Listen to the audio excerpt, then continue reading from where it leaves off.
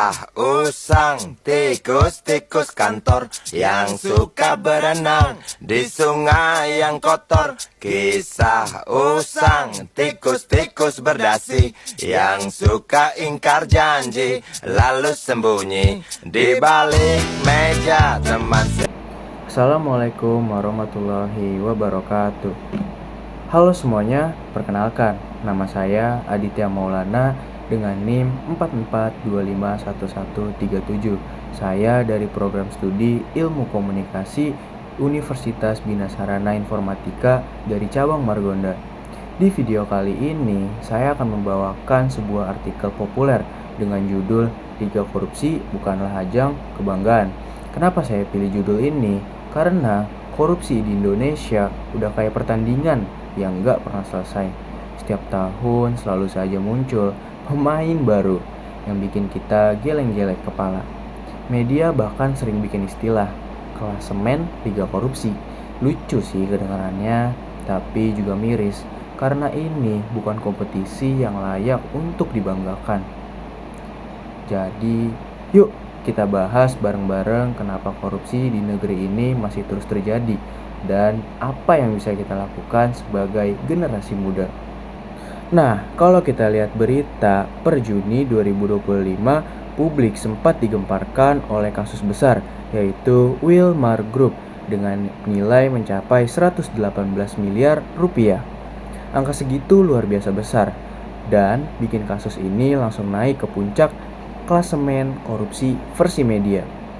Tapi yang bikin sedih, ini bukan kasus pertama dan pasti bukan juga yang terakhir. Setiap tahun selalu saja ada pejabat, pengusaha, atau bahkan lembaga yang ketahuan menyalahgunakan kepercayaan. Ini bukti bahwa korupsi di Indonesia sudah menjadi penyakit sistemik, bukan cuma karena oknum saja, tapi karena lemahnya sistem dan budaya permisif yang sudah mengakar. Yang paling parah, masyarakat pun sudah mulai terbiasa. Kalimatnya kayak, ya namanya juga Indonesia, atau semuanya juga pasti korupsi. Sering banget kita dengar kalimat seperti itu.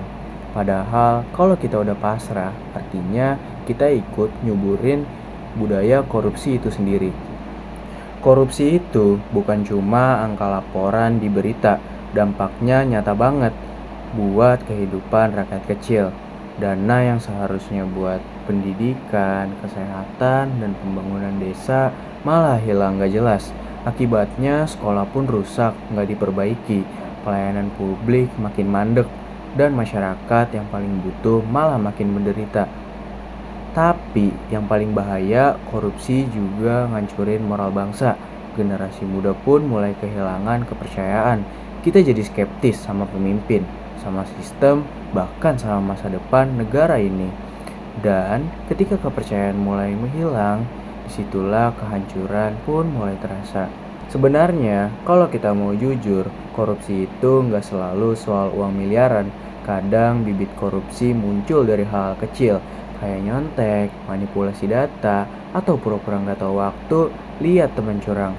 Dari situ muncul kebiasaan buat menghalalkan segala cara demi kepentingan pribadi. Nah, kalau dari muda saja sudah terbiasa kayak gitu, gimana nanti kalau sudah pegang jabatan besar? Jadi pemberantasan korupsi gak cuma lewat hukum, tapi juga lewat perubahan mental dan sikap jujur dari kita semua. Nah, sebagai mahasiswa, kita punya peran penting. Kita adalah generasi yang harus jadi contoh kalau kejujuran itu masih ada. Kita bisa mulai dari hal kecil dulu, seperti jujur waktu ngerjain tugas, gak bohong soal absensi atau laporan kegiatan, berani bilang enggak waktu diajak curang. Karena perubahan gak harus langsung besar. Perubahan bisa dimulai dari diri sendiri dan dari lingkungan sekitar kita. Kita juga bisa ikut kampanye anti korupsi lewat media sosial, tulisan, atau kegiatan kampus. Soalnya korupsi itu bukan cuma masalah hukum, tapi juga masalah komunikasi. Bagaimana cara kita menanamkan nilai kejujuran di tengah masyarakat yang sudah lelah sama ketidakadilan.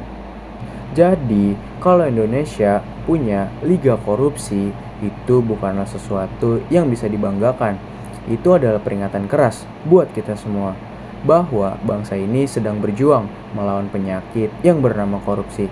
Tapi saya percaya kalau generasi muda mulai berani jujur, berani bersikap, dan gak cuek pada keadaan, kita bisa jadi generasi muda yang memutus rantai korupsi. Karena masa depan Indonesia yang bersih ada di tangan kita. Kita harus berani bilang, cukup. Korupsi itu bukan budaya kami. Saya Aditya Maulana dari Universitas Bina Sarana dan Informatika, Kampus Margonda. Terima kasih sudah menonton video ini. Semoga pesan ini bisa menginspirasi kita semua buat mulai perubahan dari diri sendiri.